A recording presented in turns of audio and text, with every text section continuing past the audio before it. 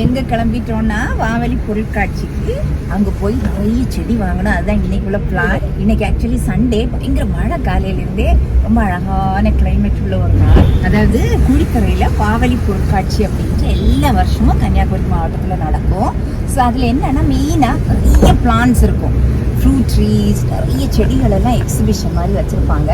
So அங்கே போய் நிறைய செடிகள் வந்து வாங்க போகிறோம். ஸோ வாங்க சீக்கிரமாக போய் என்னென்ன வெரைட்டி செடிகள் இருக்கு அப்படின்னு பார்க்கலாம்.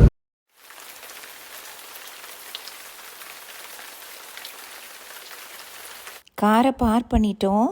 இனிமேல் அங்கே நிறைய நர்சரி வச்சுருப்பாங்க. அதில் ஒவ்வொன்றா போய் எந்தெந்த நர்சரியில் பூக்கள் ரொம்ப நல்லா இருக்குது, செடி நல்லா இருக்குன்னு பார்த்து வாங்கணும். எனக்கு ரோஜான்னா ரொம்ப விருப்பம். அதுவும் இந்த வாவலி கடையில் போய் வெரைட்டியான ரோசஸ் வந்து வாங்குறதுன்னா ரொம்ப பிடிக்கும். ரோஜாவில் நிறைய கலர்ஸும் வெரைட்டிஸும் இருந்தது. ரோஜா வந்து குட்டி செடி 30 ரூபா, அதாவது அது பிளாஸ்டிக் கவரில் வச்சுருந்தாங்க.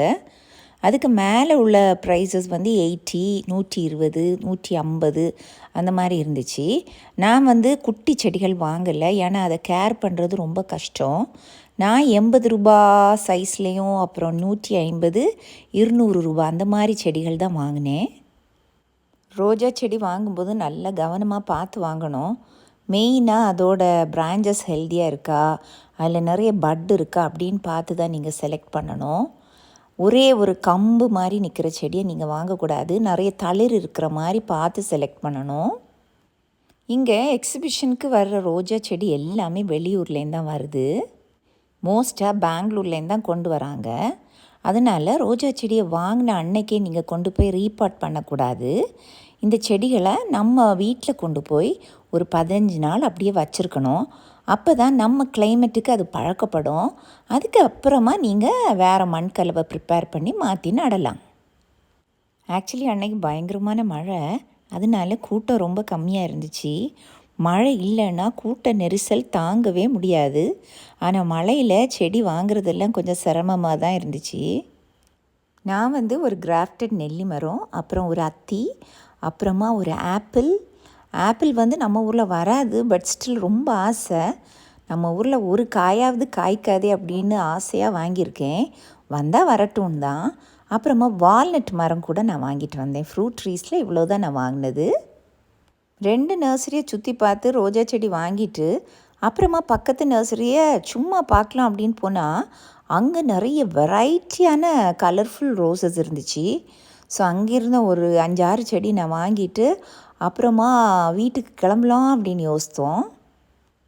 நான் ஆல்ரெடி நம்ம சேனலில் ரோஜா செடியை நடுறதற்கான மண்கலவை எப்படி தயார் பண்ணணும், அதே மாதிரி ரோஜா செடிக்கு என்னென்ன உரங்கள் போடணும், என்னென்ன மருந்தெல்லாம் தெளித்தா ரோஜா செடி நல்ல ஹெல்த்தியாட்டு பெரிய பெரிய பூக்கள் பூத்து செழிப்பாக வளரும் அப்படின்னு வீடியோஸ் ஆல்ரெடி அப்லோட் பண்ணியிருக்கேன். நம்ம கார்டன் பிளேலிஸ்ட் போய் பாருங்கள். நிச்சயமாக உங்களுக்கு இந்த ரோஸ் கேர் டிப்ஸ் எல்லாம் யூஸ்ஃபுல்லாக இருக்கும். கடைசியாக பக்கத்தில் இருந்த ஆத்ம நிலையம் நர்சரியை விசிட் பண்ணோம். ஆனால் அங்கே பூ பூக்கிற செடிகள் எல்லாம் ரொம்ப இல்லை. கொஞ்சம் காய்கறி செடிகளும் வாங்கிட்டு அந்த ரெட் லேடி பப்பாயெல்லாம் 5 செடியும் வாங்கிட்டு கிளம்பிட்டோம். செடிகள் எல்லாத்தையும் நல்லா அழகாக பேக் பண்ணி அப்படியே காரில் லோட் பண்ணி கொடுத்துட்டாங்க. அது சிரமமே இல்லாமல் ரொம்ப ஈஸியாக ட்ரான்ஸ்ஃபர் பண்ண உதவியாக இருந்தது. இங்கே வாவுபலி எக்ஸிபிஷனில் ஒரு இடத்துல கார் பார்க் பண்ண 200 ருபீஸ் கேட்டாங்க. ஆனால் வேற ஒரு இடத்துல 100 ருபீஸ்க்கு காரை பார்க் பண்ண பெர்மிட் பண்ணாங்க. இந்த கார் பார்க் பண்ணுறது தான் கொஞ்சம் கான்ட்ரவர்ஷியலாக அங்கே இருந்தது. வாங்கின செடி எல்லாம் ஒவ்வொரு நர்சரி முன்னாடி வண்டியை கொண்டு ஸ்டாப் பண்ணி அந்த செடிகள் எல்லாம் லோட் பண்ணி முடிக்கும்போது மணி 2:30, பயங்கர பசி. ஸோ அதனால் பக்கத்தில் ஏதாவது ரெஸ்டாரண்ட் போய் நல்லா வயிறு முட்டை சாப்பிட்டணுன்னு நானும் டாக்டரும் முடிவு பண்ணோம். இந்த ஹோட்டல் வந்து மார்த்தாண்டத்துலேருந்து கொலசேரம் போகிற ரோட்டில் இருக்குது. நாங்கள் வந்து சட்டிச்சோறு வாங்கினோம். அதில் வெரைட்டியான ஃபிஷ்ஷு, கிழங்கு, முட்டை எல்லாம் இருந்துச்சு. பயங்கர ருசியான சாப்பாடு. மீன் பிரியர்களுக்கு ஏற்ற இடம் இது. வயிறு முட்டை சாப்பாடெல்லாம் சாப்பிட்டுட்டு ஒரு வழியாக வீட்டுக்கு வந்து சேர்ந்தாச்சு. இனி செடிகள் எல்லாம் வந்து அரேஞ்ச் பண்ணி கீழே வச்சுருக்கோம். இனி ஒவ்வொரு செடியாக எடுத்து நடும்போது நான் வீடியோ எடுத்து போடுவேன். அதாவது ரோஜா செடிக்கு மண் கலவை அது டிஃப்ரெண்ட்டாக ப்ரிப்பேர் பண்ணோம். ஃப்ரூட் ட்ரீஸுக்கு வேறு மாதிரி நடணும், குழி தோண்டணும், அதில் என்னென்ன உரங்கள் போட்டு நடணும்னெல்லாம் நான் டீட்டெயில் வீடியோ காமிப்பேன்.